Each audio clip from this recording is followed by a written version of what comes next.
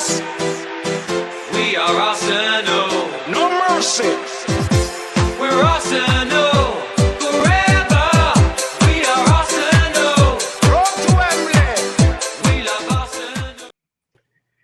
Hey, welcome everybody and welcome to the FTB Sports Show. We've got some preview action. Big game this weekend. One of the biggest of the season, some may say. And because both teams aren't doing particularly well, this is a great time to see and discuss what we think is going to happen. We've got Steph and Az on the show.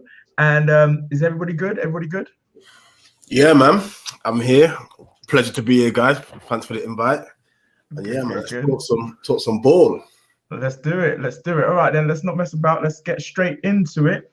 So, what do you think? Let's start with Steph. What are your predictions for tomorrow? Boy, well, heard you, man, talking a little bit off camera. I'm not as optimistic as you guys. Okay. Just a good performance. I need. I think if we can go from there, we win. But again, like our season's been a season of individual errors. Where Man U's has been individual brilliance, ours has been a lot of errors. And it's whether we can, and I don't think we've gone a game without an error, bar the West Brom game. Mm-hmm. So I don't know. Like, I want to say a win, but that's not me being 100% confident. So I'll say a draw. I'll take a draw, a score draw. Yeah. Okay. What about you, Az? What are your predictions for tomorrow? You know what? Yeah. Just with the preview that was on, I just saw that little slide that Thierry Henry did. Do you remember that goal? Against like it was yesterday. That's just gassed me up a bit more. I mean, I can just see it happening. I can see it happening tomorrow. I mean, I'm a bit more optimistic. I think we're gonna go and win tomorrow. I'm not saying we're gonna win 3-4-0. Well, I would love to have that, but again, we just need to cut out these individual mistakes. We can't give them a head start. Do you know what I mean? With these little silly mistakes, I think we'll win tomorrow. We just need to be assured at the back. We just need to stop playing, football where we're passing it so close to other players, and where we're prone to be making mistakes like we have done for the past 2-3 games. And we can't have that consistently. We can't. So I think tomorrow we can pull a bit of a surprise. We're going to be going in as underdogs for the first time, I'm assuming. First or second time. I'll take that. You know what I mean? We'll play under pressure. But I think we're playing at home. So we're going to have to play on the front foot. That's the thing. And if we play on the front foot, we pull out performances like we did against Chelsea and even the past couple of performances. I mean, even though we didn't get the best result against the likes of, Burnley and Wolves, but the intensity that we showed, we go in with that. Of course we can win. I mean, beating Leicester at Leicester wasn't a fluke. That was a proper performance. We need to put a performance in like that. And of course we can beat him. Different game though. Like Leicester had a lot of injury. Well, a lot of players that were injured, and like Spurs are coming into form, innit? So it's a different level of game, to be honest. And North London derby it's not even about perform. It's about performances, but it's about a grudge as well. It's the grudge. It's whether our players have got that mentality to not lose a grudge, and I don't think many of our players have that. That's true. So let me tell you what I think about the situation. So we're 12 points off the top 4. Boom. That's where we are. Let's just face the reality. Season is pretty much done already, but we're 12 points off the top 4. We've got 11 victories, 11 losses. That's only one fewer defeats than Fulham, and the same amount of defeats as Brighton. So basically, we're pretty much dead out here this season. So let's just make that very, very clear. So I have to manage my expectations. And I see it as 2 different Arsenals. There's Arsenal before December, where we were just like shocking, absolutely shocking. And that's down to the players and the manager. And I've gone into Arteta before. I think he's made some mistakes. But since then, I think on form charts, we'll be 4th in the league if the league started in December. Unfortunately for us, that isn't the case.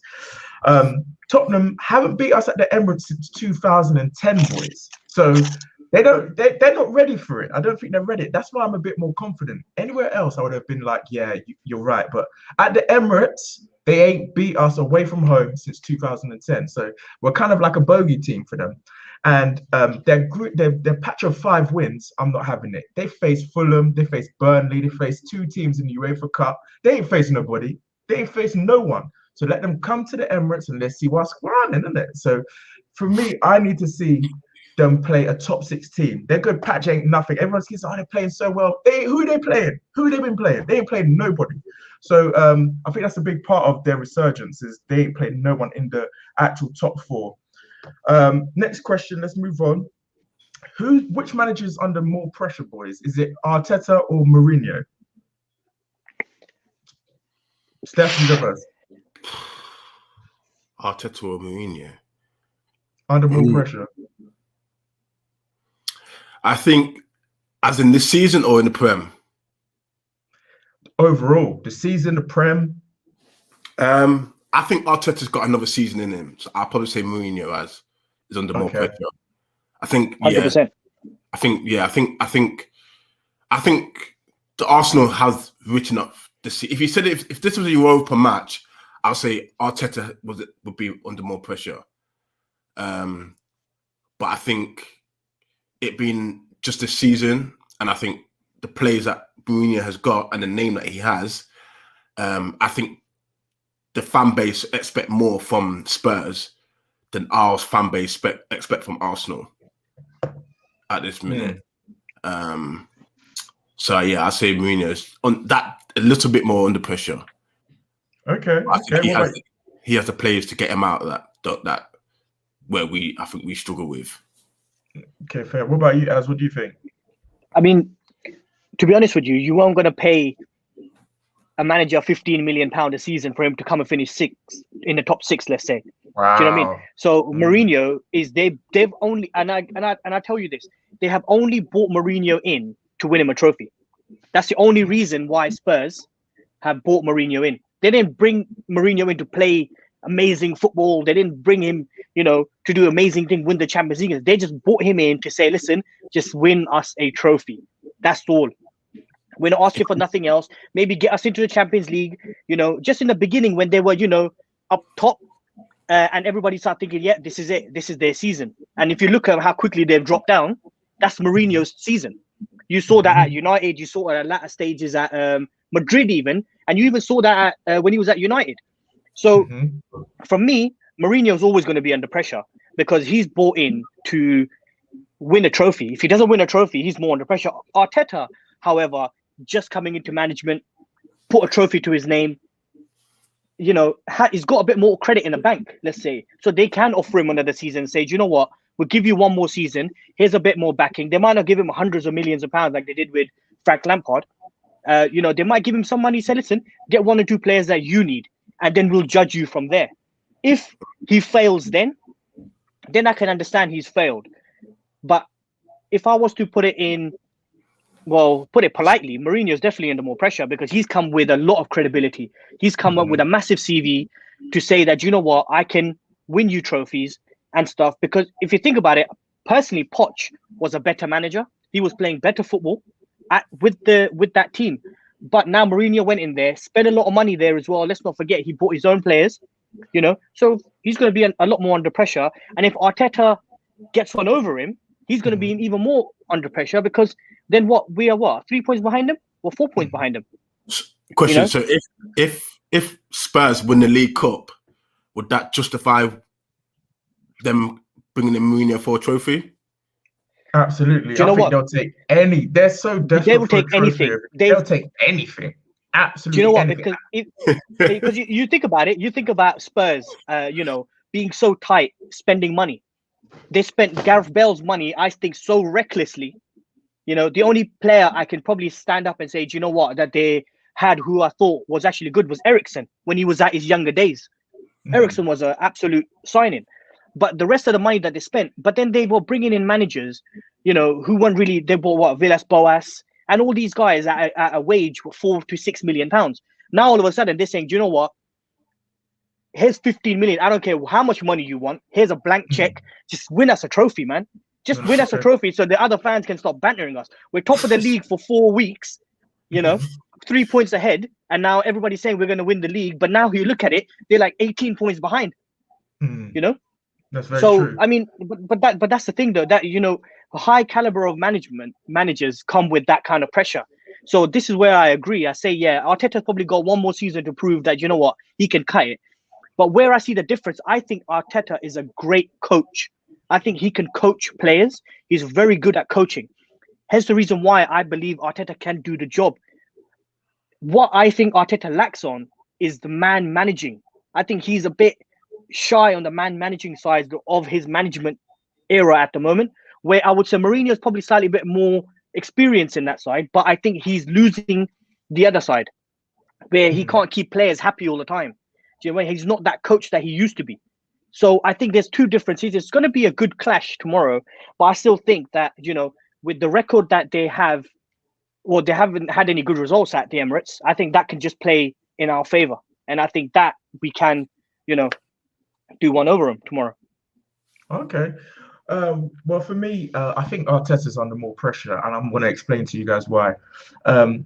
Arteta's already won a trophy, so you think that'll give him carte blanche to have like an extra time. But for me, it's not actually good enough. I think we need more.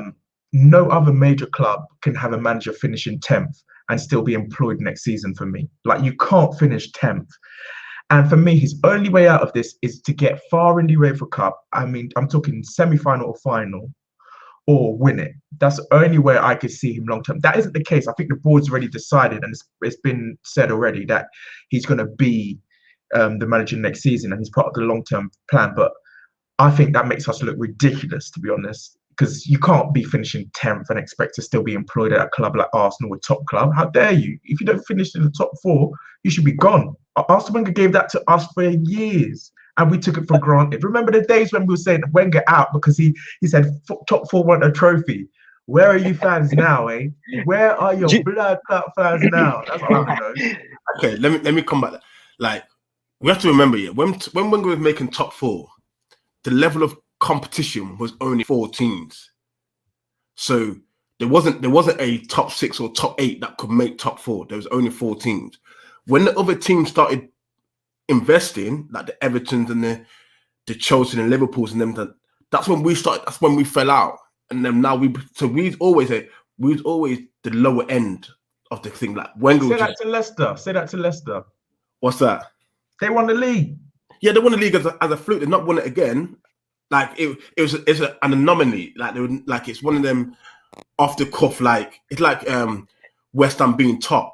Like West Ham being top is like, yeah, you're top for a little bit, but you're not staying there. Like, and when Leicester won the league, we should have won it. Like 100%. We should like I'm from Leicester, and I was vexed when we lost that league. Like, from that season. From that season. That season reminded. Every time I think about that season, it reminds me of that Danny Welbeck goal. Do you remember that Danny Welbeck goal where we thought, you know what, this is it. Yeah. One more win, 2 more wins, and that's it. That's it. And the way we fell apart that season was unbelievable. And I think coming back to that, I don't consider Leicester. Yeah, they've done great things. They're doing good things. Yeah, fair enough. I don't consider them as a top 6 club. I think you've got your top 6 club, and then you've got your clubs that are doing great. I mean, Everton are doing all right. They're doing okay. You can't class. After a couple of seasons, you can't say they're top 6 club. You've got your original top 6 club. And I think amongst that mini league, Arsene Wenger finished in the top 4 with worse squads than we've got in the past couple of seasons. But that's because the lack of competition we had then was so minimal compared to what we have now. No, yeah. Now we can have 10, 12, 13 teams that can win a couple of games and they can be top to bottom, completely change. And so I think in terms of just, if you're looking at it generally, I still think, look, the squad that we've got, absolutely correct, Travis, what you said. We, as Arsenal Football Club, should not be sitting 10th right now. We should not be being able to sit there and say, do you know what, I'm okay with us being 10th.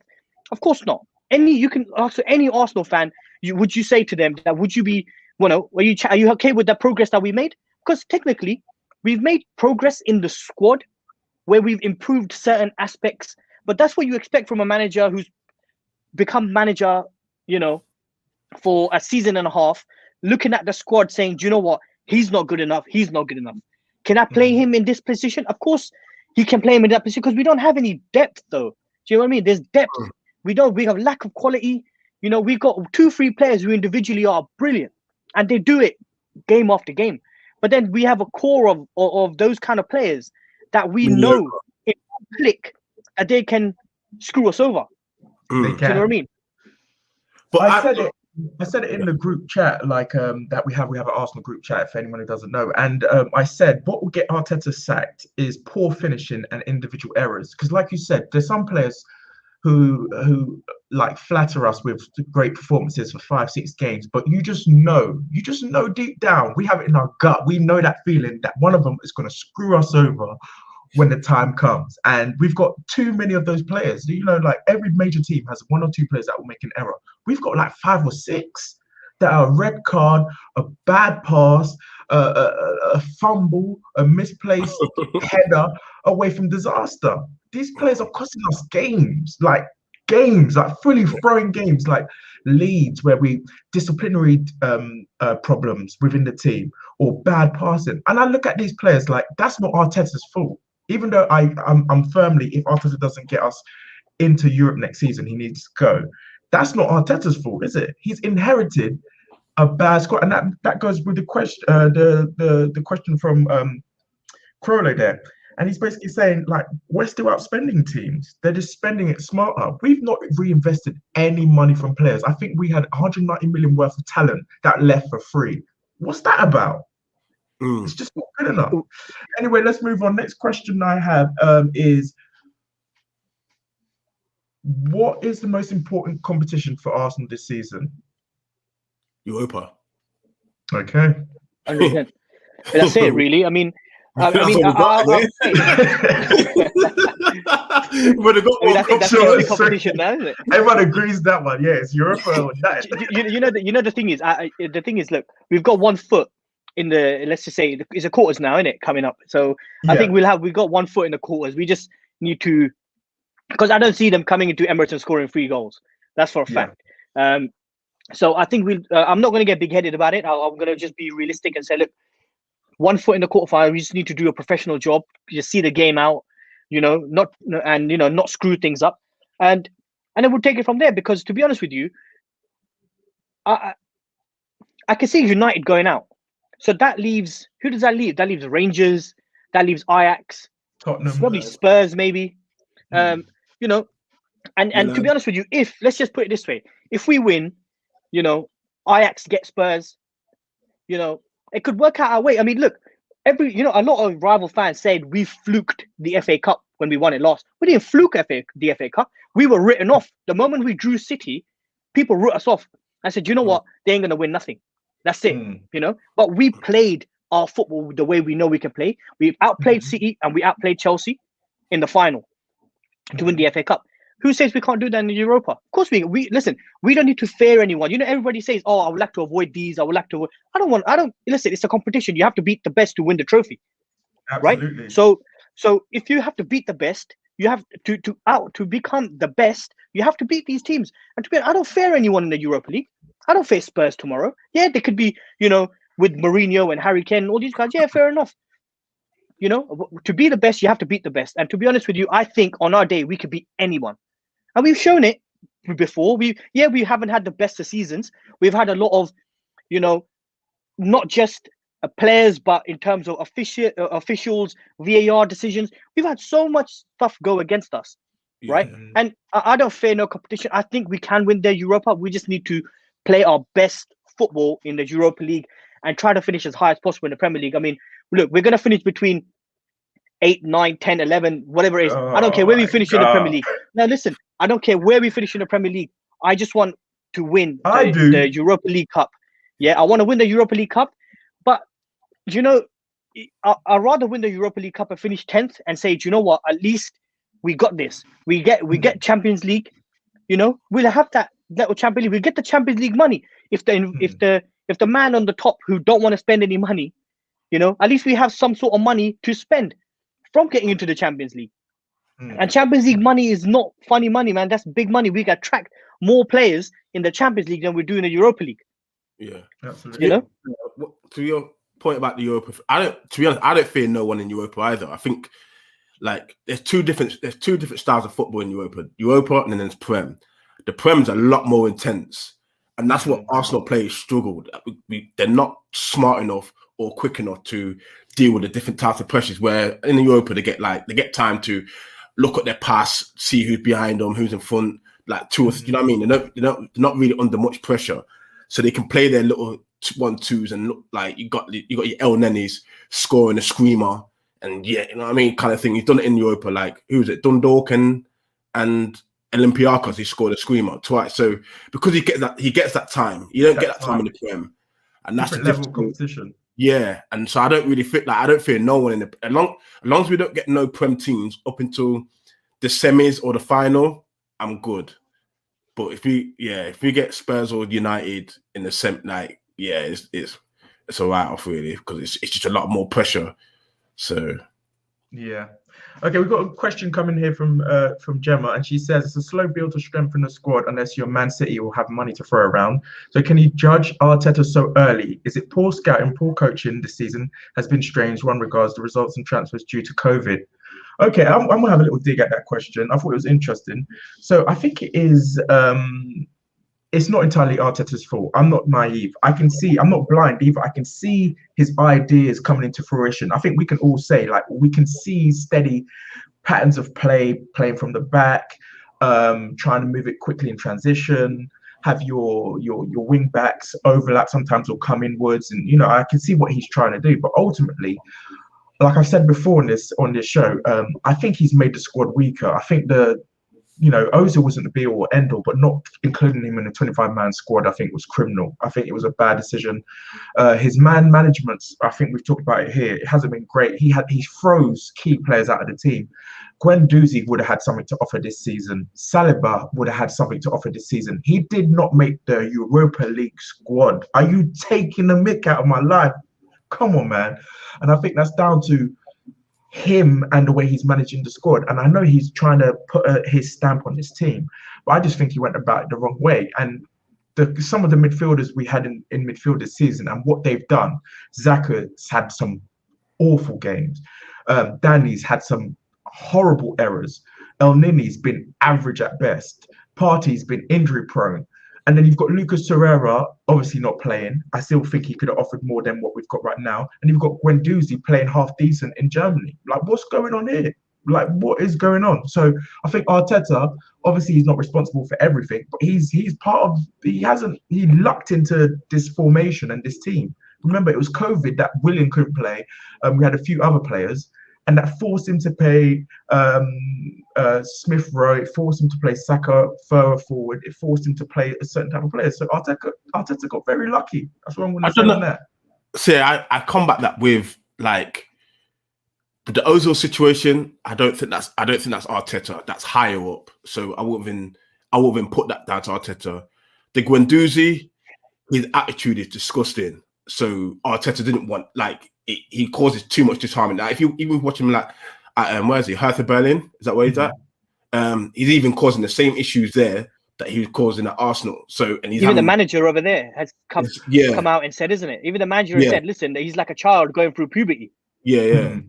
And then my point is, sorry to interrupt, but like Mourinho is, if we had a Mourinho or Ancelotti, do you think they've not dealt with petulant young players before? Do you think they would have handled them better? That's what I'm saying. Carry on. He got sacked at Man United. The players stopped playing for him. he got sacked at Chelsea. They stopped playing for him.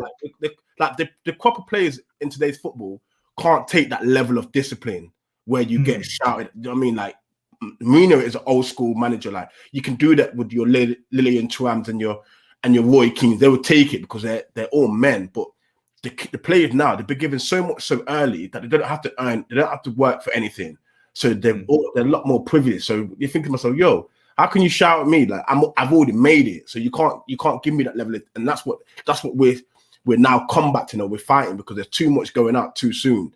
So that's why like when you got Guendouzi trolling, who is it? Morpay against Brighton, asking, yo, how much do you make?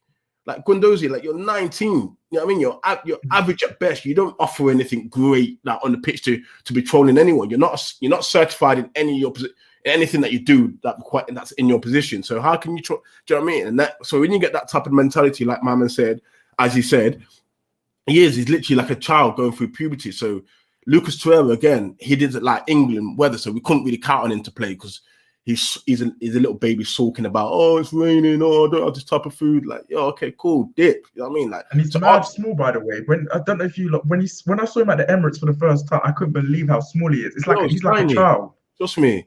So I think what Arteta has done, like I was saying to someone else, like Arteta got rid of players that he doesn't want or doesn't want to be here. And when you got disciplinary problems, you don't want to be here because you sort yourself out. So I see it as like a house. It's like a house renovation. When you gut it, it doesn't look nice, and that's where we are. We're 10th because we don't look nice. He's gotten the house to he's gotten Arsenal to where he wants it to be. So hence why I'll say I'll judge Arteta next season because now he's getting rid of the players that he didn't want or he doesn't have or he didn't want, and next season he will get the players that he does want. Like he got the Williams and whoever Louise to kind of like stabilize his house to add like they're more like I'll call them like what do you call them? Like what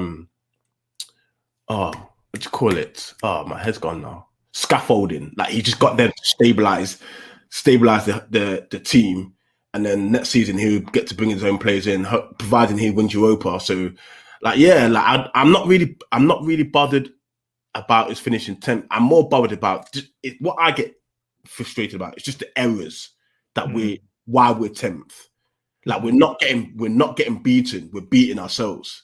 And that's my frustration. So I wouldn't really put it on Arteta. It's like when Man City, when Man City were struggling, Pep had a style of play he wanted to play, and he had Mangala, and Mangala was making errors. He got rid of him. Do you know what I mean? Mangala came in what 50 odd mil, 40 odd mil? My man got rid. Like all these players, all these high profile players that he brought, when they can't do what they need to do, he just gets rid. And that's what Arteta is kind of going through the same thing. We don't have a sugar daddy though. That's no, we don't. What about so let me ask you a question. I was just to finish 10th again next season, what would you say then? Are you still going to be backing him?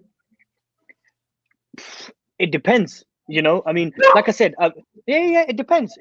Like I said, look, it depends of how much, of if there's any progress made. If we make no progress at all, then I'll be like, you know what? Okay, this cannot go any longer. If we start next season the way we started this season, where we're causing issues for ourselves, losing games that we shouldn't be losing, getting battered by the likes of Aston Villa, Burnley, especially at home. At home, it's supposed to be our fortress. People are supposed to come to Emirates and think, Emirates, mate. Do you know what I mean? But we don't have that. That's why. I mean, referring back to that question, and I agree entirely with exactly what man said. But I mean, I'm not going to judge Arteta now. I mean, I think it's too soon to call for him. I'm a trust the process guy, top to bottom. Do you know what I mean? We got to look at it. I don't blame it on COVID. I don't think. Listen, when Arteta took the job, he didn't know COVID was coming around the corner. None of us knew COVID was coming around the corner. We can't use that COVID as an excuse. It's not. I mean, Arteta would be under more pressure if fans were in the stadium. Yeah. I would give it 100%. He would be a lot more getting battered 3-0 at Aston Villa at the Emirates. You think the fans, 60,000 people in there, 40,000 people in there, wouldn't be having it. Be like, you know what? Okay, fine. He would have been gone. But imagine. But look at the players' mistakes, that they're making without no fans. Imagine these same crop of players playing with fans. They can't. If you can't play without fans, you're basically saying you can't cut it. That's all you're saying to me, because you can't play under next to no pressure and still making errors. Nah, man. Like, but you know what? I was watching this. I was watching this podcast with a Liverpool fan, and he said exactly the same thing. He said because of the fans not being there, that's what caused the Liverpool downslope. Yeah, you know what? Yeah. Because look, you can't tell me you're current champion of England and you're going and buying your best defender is out for the season, and your owner's saying, okay, cool, there's a guy in the championship, go and buy him. Or there's a guy in the Bundesliga who you are fighting for survival, sitting 20th, conceded 67 goals, go and bring him in. as champions, would Man City allow that? Would Man City tell Pep go to the Championship and go buy a player off Norwich and just for time being? Do you know what I mean? You know what? We have not been blessed, as you said, with the Arab Sugar money or the daddy. sugar daddy money and all. You know what? We can rely on the resources we have, but our coaching, our scouting has been so bad, Poor, yeah, poor. that's what it is down to. This is the reason why I don't blame Arteta. Arteta's come in, yeah, he's coming on a budget. He's earning half of what Mourinho's and Ancelotti's are earning.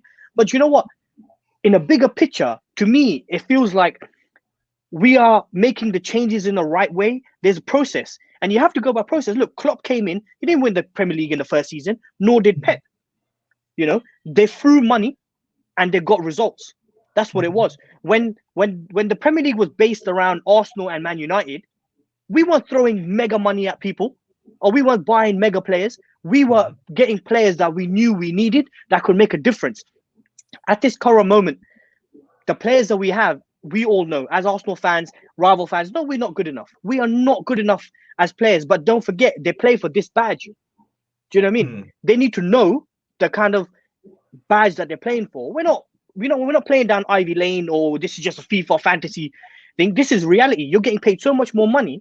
Do you know what I mean? So you need to start performing on the thing, because the moment fans enter that football field, they're gonna feel what's gonna be happening. They're gonna be feeling it. At the moment, they're on a very easy ride. That goes for Arteta, that goes for the board, that goes for all the players. And I'm including all the players. I'm including, our top scorers, Aubameyangs, everybody. Do you know what I mean? The only player at the moment I can say that's been good for us is Saka. He's got credit in the bank with us. And KT as well. Yeah, KT as well. you know what? This is why I'm so gassed KT's playing tomorrow. You know that? I'm so happy he's playing, because we need players like that. Someone who can show fight.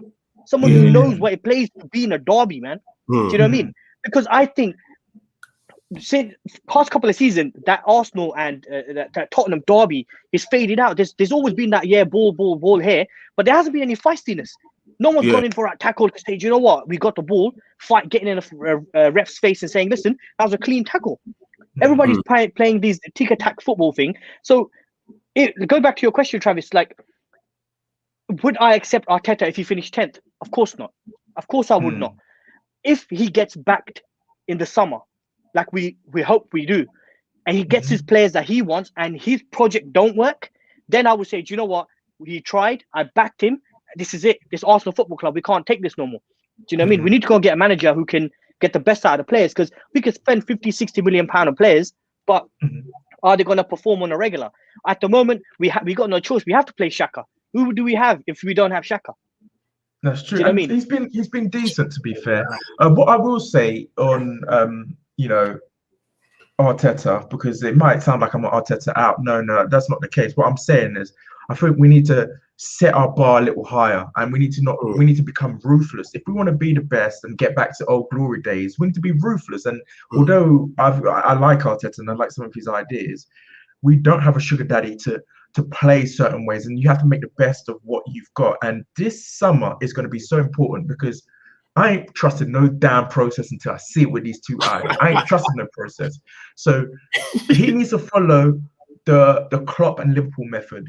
I want to see who he sells to raise the funds to buy the players that he needs. So I want to see if Nketiah is going to be there. I want to see if Maitland-Niles has moved on. I want to see if Bellerin's moved on. I want to see what they do in the summer, him and Edu, because he's got more power now. I want to see what they do to position themselves to be better than this season. Because it ain't going to be hard to be better than this season. I'm telling you that now. So I'm going to judge him by what they do, him and Eddie do in the summer. And I know it's going to be tough circumstances. Everybody's broke, so we're not going to be able to, get another Iwobi. Iwobi for 40 mil, bro. Like, let's have some more of that, brother. All these young under 21 players, like, if you're not going to give Nelson a shot, sell him. Like it's time to just be ruthless. Callum Chambers, is he going to play? Is he not going to play? If not, move him on. Let's just get going. You know what I'm saying? But we've got too many players. I was saying we've got too many players that don't really have much market value. The young English ones, they're worth a few bob, surely. Not really. I mean, how much would you buy Willock for? Yeah, right now in this climate. Solanke went for 23 mil. Yeah, but listen, you're talking about scored a goal yet. you're talking about Liverpool's board or the way they organize, the way they negotiate stuff compared to the Arsenal stuff. Arsenal, We can say, you know what? We can say, listen, we can say we sold Iwobi for £40 million, fair dues, but then we sold about eight different players for nothing. We paid them to get out the club. Do you know what I mean? Who does that? You tell me, anyone in the top 6 or top 8, forget it. Anybody in the Premier League, how many times have you heard of a club that's paid their players to say, can you leave, please? Do you know what I mean? Well, to be fair, Man U have done it with like Sebastian, whatever his name is. Yeah, Schweinsteiger. I think done it with what's his name as well? Who's that defender that's gone to Roma? Smalling. Yeah. On loan. And Sanchez, I think they bought him out of his contract. Yeah, so it does happen, but Arsenal is just way more than others. Okay. Yeah. Okay. Last question, guys, and then we'll wrap it up there. And just your takeaways from, I know it's kind of looking forward, your takeaways from the game against Olympiacos. Quick little run through what you're thinking, how you felt after the game. Quick little run through.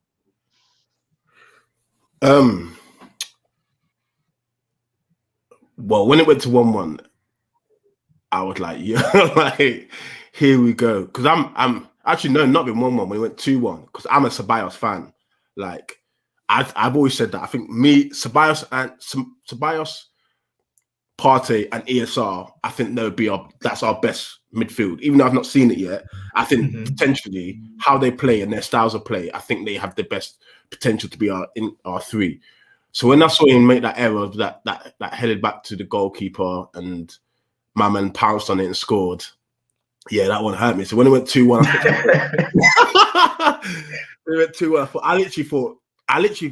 I thought to myself, Leno should have cleaned him up, just take the red card. Because I thought to myself, it's easier to win 1-1 than 2-1 down and try and get 3 goals or whatever. Do you know what I mean? 2 goals. But credit to Arsenal to get two more goals and go through. That shocked me. I never saw that in Arsenal. So wow. Yeah, I never saw I don't think I've seen them, especially that late on as well. So yeah, I was super gassed. Like I thought, yeah, like this is what we need to be seeing. Like you man need to be doing this on a regular night. You know what I mean? Like if that game doesn't spur you on, then nothing. Do you know what I mean? If that doesn't spur your season on, then there's nothing really. These men are not really fighting for anything. Other than, you know what I'm saying? So, but yeah, I was proud. I was proud of them that one game. So yeah, man, decent game. Yeah, I mean, same. I mean, I 100% knew we weren't going to go there and lose. I knew we weren't going to go there and lose. I like your. I think we've got. But that's the thing, though. This is what that result there has brought me that little bit more confidence going into tomorrow. Because when you winning, you can only go one way. But obviously in our case, this season it's been a bit like that. Do you know what I mean? But then again, personally, when I watched the game, the only time I was a little panicky is when we made that mistake. I was just like, it was gonna happen. But then I remember they had that one chance when it was at 1-1 to make it 2-1 to Olympiacos. And that's when I thought when they had that little 10-minute spell, I thought, oh no, this is typical Arsenal. You dominate the whole game. Do you know what I mean? But then obviously when we got in, and then obviously got those 2 goals, I thought, you know what? Okay, cool. They ain't coming back to the Emirates and scoring 3 goals. And the other thing is, this can only be a good momentum. But the positives I took out of that is look, everybody's fit, everybody's roaring to go. We don't have no fresh injuries, so we got no excuses. The only thing we can say, yeah, Spurs played at home. We played in Greece. We've got to come back from Greece. But I think as a professional footballer, you know what I mean? I think it's only a 4-hour journey. It's not 12, 13 hours. You know what I mean? But then again, at the same time, certain players are finding their feet. Partey's coming in. He's slowly showing what he can do when he got the ball. Because what I like about him, when he gets the ball, he's looking forward. He wants to pass the ball forward. He don't want to go back. He don't want to give the ball back to the keeper. He's going forward. Odegaard as well. He's coming in, finding his feet, finding little pockets of play. All we got to do is literally just have a good performance. We can't have a lapse of concentration. And most importantly, we cannot beat ourselves. Because if we lose that game, if we lose that game, we're going to lose it on the back of beating ourselves, and we can't do that. And I think it says this is the game where I think Arteta is going to either have a lot more backing, or he's going to start losing fans, because this is it. Because now our season is riding on this game and Olympiacos on Thursday, and I think if we win this game, I don't fear anybody. I don't care if we get Spurs, United, AC Milan, Ajax in the next round of the Europa. I'll take it all. I'll take it all. Do you know that? Okay, that's a good way. My final thoughts on after seeing that game is a bit what you said, as like, from the most of the big games we've played this season, and I'm talking about Tottenham, even though we lost that game 2-0 against City, apart from the first 30 minutes, I felt like this team can honestly beat anybody. On their day, we can beat anybody.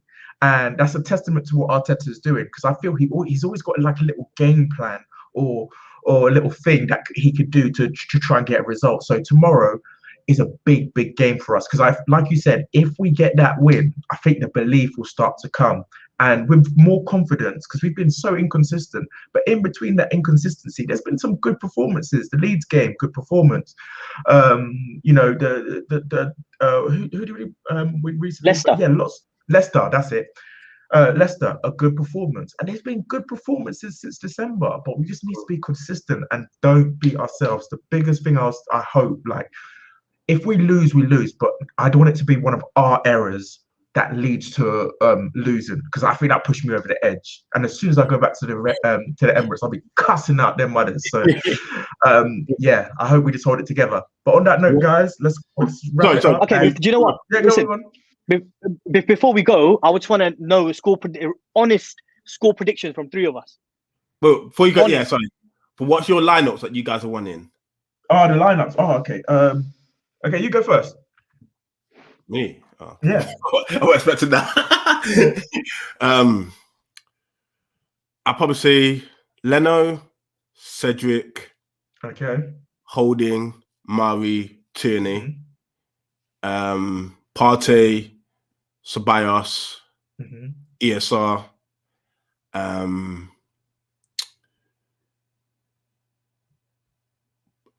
Oba, Laka, and Saka. Okay. So Yeah. what, Laka up front? Yeah, I think we need a hold up. Like, yeah, we need to hold just to hold the ball up and just like take pressure off. I don't think Oba does it enough for us. Oba's been dead at holding up the play this season, man. It's like no one's up there. The ball just comes pinging right back. Yeah, man. And that's. What about you, Az? What do you think you line up? You know what? I think I'll have a goal. I have Cedric. I don't think I'll put Bellerin in on the back of one okay performance against Olympiacos. I'll put Cedric in because he can bomb forward a lot more. I'll put Pablo Mari and I'll put Gabriel. Two left backs. Two left footers. Two left footers. Yeah. You know what? I'll put both. You know what? We haven't seen Mari and Gabriel play. Do you know what I mean? Two. Okay, cool. If we say two left foot, I'll put Gabriel and Luiz in. I'll put them two, and I'll put Kieran Tierney in there at the back four. I'll put Kieran Tierney in the back four. I'll put Partey, Xhaka, just to hold back. But then the other thing is, in front of Cedric, I'll play. In front of Cedric, I'll play Saka. I'll play Odegaard in number 10, and I'll put Pepe with Tierney, and then I'll put Aubameyang up top. That would be mine. I mean, the only thing is, you see a lot more Pepe bombing up and down. They've got, so I find a better link up with Tierney and Pepe and Saka and Cedric, because they all can. Because don't forget, Saka is also, is also a left back or a right back. He can play any position. He can drop back. We don't have those players. I mean, Bellerin has lost his pace since he's ACL. He's not that Bellerin that he used to be. So slower than Windows 95. He can't come back. So that would possibly be mine. I'll bring Laka on because you know what the thing is. My only thing is with Laka, he's actually got a pretty good record against Spurs. He scores against Spurs. Do you know what I mean? And but then again, Aubameyang is our hitman, isn't it? I mean, he's not been great with holding the ball up and stuff like that. But then he has been pushed to the left and left, middle. He hasn't been given that consistent run in the middle. But that'll be my lineup. I think we that lineup I think can beat anybody on their day. They can beat anyone. What about you, Travis? I think mine's very similar to yours. So I have Leonard in goal. I have Cedric right back. I have Mari and Holding. I think they're our best centre back pairing. I've seen the best defensive performances we've had is when those two play together. I put Partey and Saka, and then on the right it's hard because I think Pepe and Cedric has been sick. Like I like that combination. It's worked. Yeah. But you can't not start Saka. Saka has to start. He's our best player for me. Like but hands down our best player. So I put Pepe on the left. Oba up top because he's just a hitman. I just fancy it. Like Oba, something's changed, man. It's in his eyes. I don't know if you guys have noticed it, but Oba's on this team all of a sudden. Like I don't know, something just clicks. Notice what? Like, I think the link up between Saka and Aubameyang is just a different thing now. Do you know what I mean? And I think the reason why I had Pepe because we don't have a lot of players that can run at players. And Spurs are one of those players. Spurs are one of those teams going forward. They're great. Bale, Son and all the, but by defending, they're not the best. So if we have players like Pepe and Saka, them guys with pace running at the defense, we can cause a lot of issues for them as well. A lot of issues. That's the problem. Even Williams improved a little bit. I think what he lacks that the other players have is he doesn't like running at players as much. He done it a couple of times against Olympiacos, but we need someone to commit when you're facing a low block, and that's the way Tottenham play on the counter pretty much. So on the low block, they usually have like 6 men in front of the ball, and then you have Kane dropping in as well. So it's just like 2 banks of 5 basically. You need people to commit players so they open up space for your teammates. So we need Pepe and we need Saka, both of them just running at them, and I think we can get a bit of joy. But the main thing that needs to be is just no mistakes. Like, don't flop. You know what I mean? That's why, you know what? I was giving Xhaka the benefit of the doubt there. That's why I put him in. Otherwise, I could have put Ceballos in there. Do you know what I mean? Or El Neni. Do you know what I mean? But then again, I know El Neni at this kind of Premier League game, I really wouldn't chuck him in. Ceballos, he works hard. He runs around a lot. Do you know what I mean? But then again, with the creativity and the pace that the Spurs were going to bring, I think 2 holding midfielders, with an experience with Luis, someone like Gabriel, I think he's a solid centre back. I think we've got a real centre back on our hands there. Do you know what I mean? And I think those kind of players, can hold that back. The only reason why I said Murray in the beginning was purely because his reading of the game is so much more better, much more better than any. And he's calmer. Yeah. You know what I mean? He's a lot more stable on the ball. He doesn't when he has the ball and he knows that, you know what, I can't do nothing with it. Just kick it out. Don't try to curl it around a footballer. You know what I mean? Thinking that he's gonna like Ronaldinho one across the pitch. You know what I mean? Someone else. Absolutely. You know what I mean? That's it. I mean, this is for me. Honestly, I've been a big Xhaka fan. Like when he got given the captaincy, I thought, you know what, this guy can only get better because he's captain now. You know what I mean? He can only get. Obviously, when he had that thing, even till today, I think, you know what, he's a good player, but he's not the best. So for us, he's a good squad player. You know what I mean? But Xhaka. I was hoping you said Saka. For me, he's a good squad player. Xhaka is, but we don't have anyone else to play in that role. So for me, this is it for me. Xhaka this has to be his best performance. If he can perform, if he can have the best performance, I'll back him. I'll say, do you know what? Okay, cool. He's had a very good season. He has a little bit of dips here and there, but for me, I think that team that I think we picked is good enough to beat anybody, not just Spurs. I mean, who's Spurs? They're a team that's sitting 7th, so-called champions of England for 4 weeks. Do you know what I mean? So, I'm just saying they can have. Partey, if you're listening, if you get injured, sit down. Yeah, don't walk off. Horizontal plank. Block some runner. Trust me. Yeah. All right then, boys. On that note, thank you very much, everybody, for tuning in, and we'll catch you tomorrow for the post-match reactions. Have a good one. Peace. Peace. Bless. Nice.